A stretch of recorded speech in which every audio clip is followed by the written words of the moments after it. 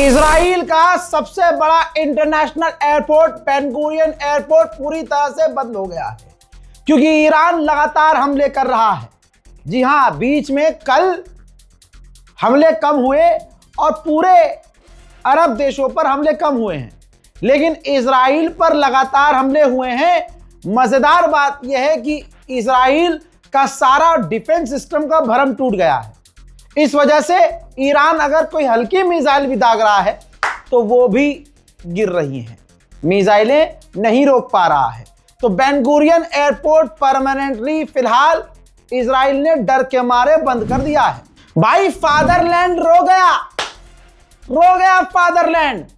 Israel का एक इलाका है मार गेलियोट, वहां का मेयर, सिर्फ एक्सप्रेशन देख लेना, इजराइल के टीवी चैनल पर आकर रो गया है।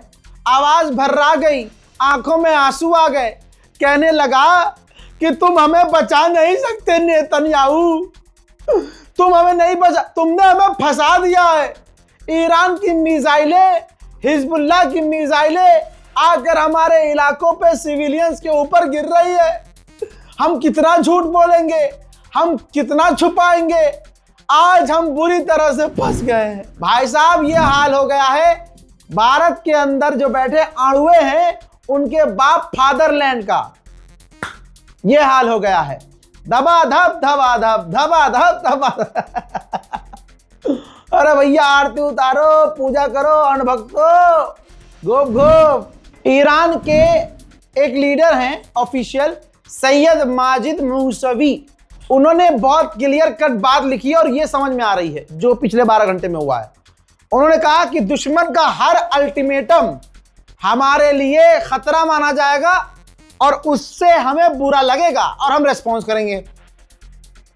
पिछले कुछ घंटों में इजराइल के डिमोना को हमने हिट किया है और हमने इजराइल पर हमले किए हैं।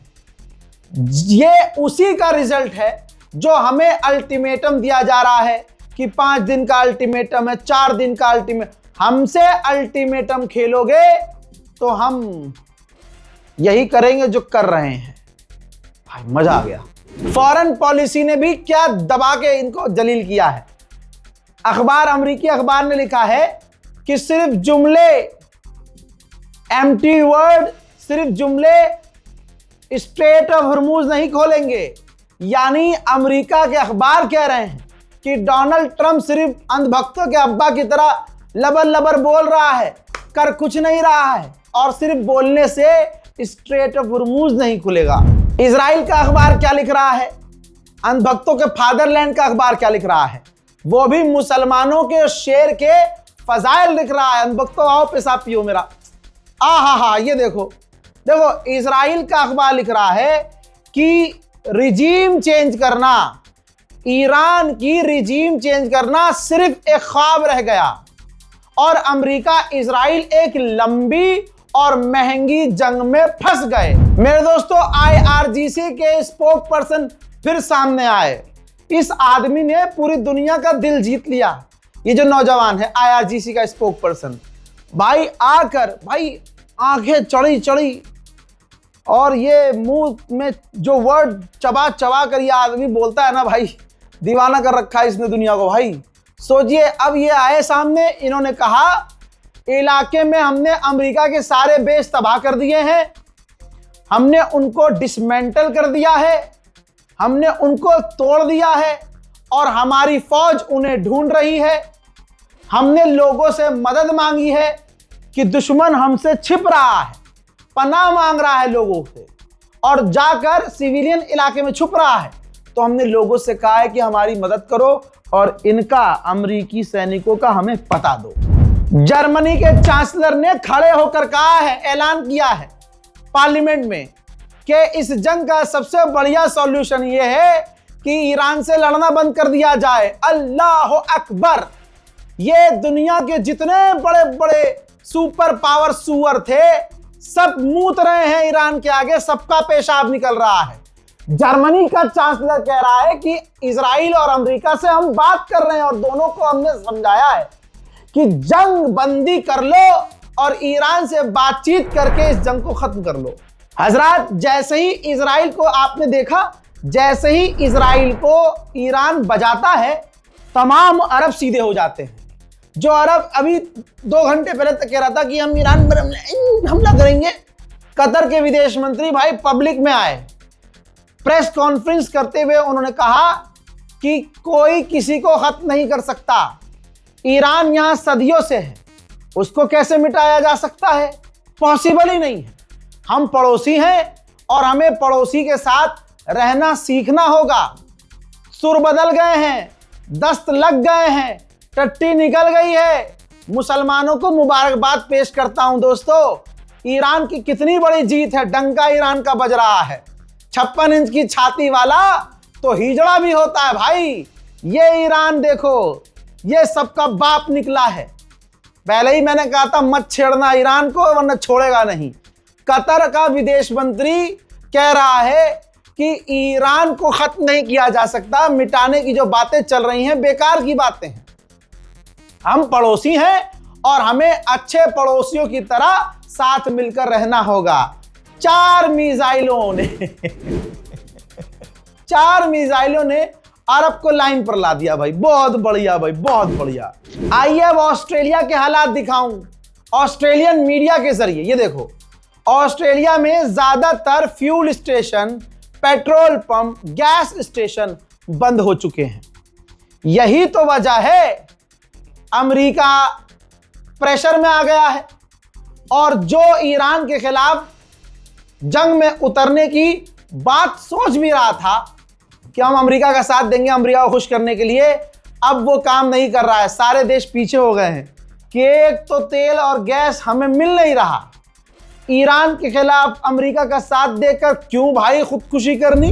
हजरात, आपको बता दूं कि अमेरिका बौखलाहट में आकर इराक में ईरानी समर्थक लड़ाकों पर हमले कर रहा है, जिसमें ईरान समर्थक 7 लड़ाकों की मौत हुई है और कई घायल हुए हैं।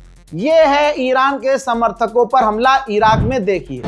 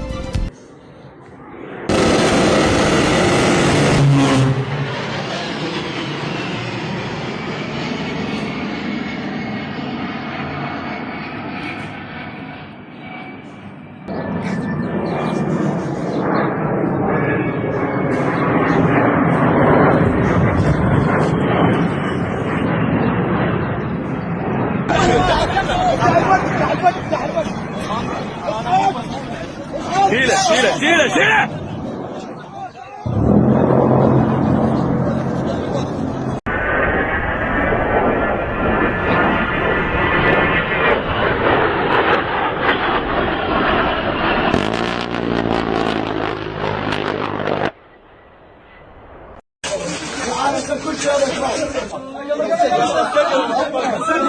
بارك الله فيكم. عافيه عافيه الابطال، عافيه النشام، عافيه الابطال.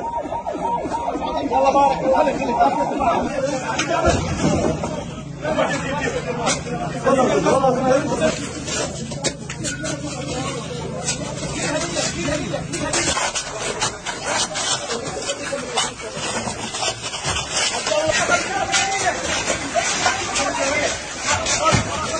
अमेरिका के इस आतंकी हमले में इराक के फौजी भी मारे गए, जिस पर इराक भड़क गया है और इराक ने कहा है कि हम शांत नहीं बैठेंगे जो हमारे सैनिक भी इसमें मारे गए हैं। मोहतरम हजरात, बहरीन के किंग, जी हां, अस्पताल पहुंचे हमद बिन इस्सा। ये किंग हैं, बादशाह हैं, राजा हैं। ये तमाम, देखिए अरब की हम कितनी भी बुराई कर लें, लेकिन जो अरब के यहाँ रहते हैं ना लोग, उनकी अरब केयर करता है, चाहे सऊदी हो, यूएई हो, बहरीन हो। तो ये बड़ा अच्छा जेस्चर है कि बहरीन के जो खुद बादशाह हैं, किंग, वो खुद अस्पताल पहुंचे और जो घायल हैं उनसे मिले। यूएन के चीफ एंटोनियो गुटेरेस ने मांग की है अमेरिका इजराइल ईरान पर इसी वक्त हमला बंद करे और ईरान इसी वक्त स्ट्रेट ऑफ हॉर्मूज खोल दे, क्योंकि अगर स्ट्रेट ऑफ हॉर्मूज नहीं खोला तो पूरी दुनिया में फर्टिलाइजर, डीजल, पेट्रोल, ईंधन बंद हो जाएगा।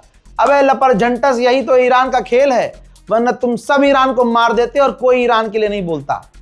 ईरान को मरता हुआ देखते, हम नहीं बोलते, समझे? ये जो ईरान ने स्ट्रेट ऑफ हॉर्मूज दुनिया की गर्दन पकड़ी है ना, यही तो तुम्हारी कमजोरी है, वरना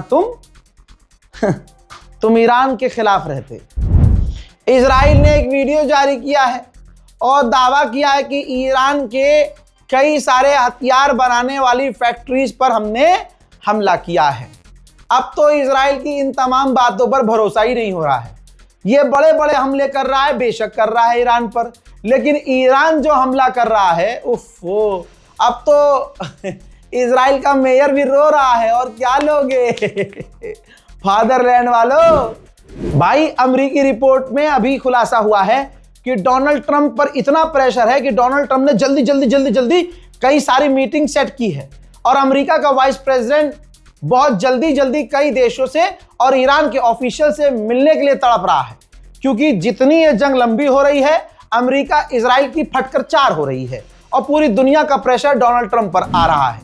इसके अलावा ईरान पर हमले अभी भी इजराइल के जारी हैं। अब जो इजराइल के हमले हैं ईरान पर, देखिए।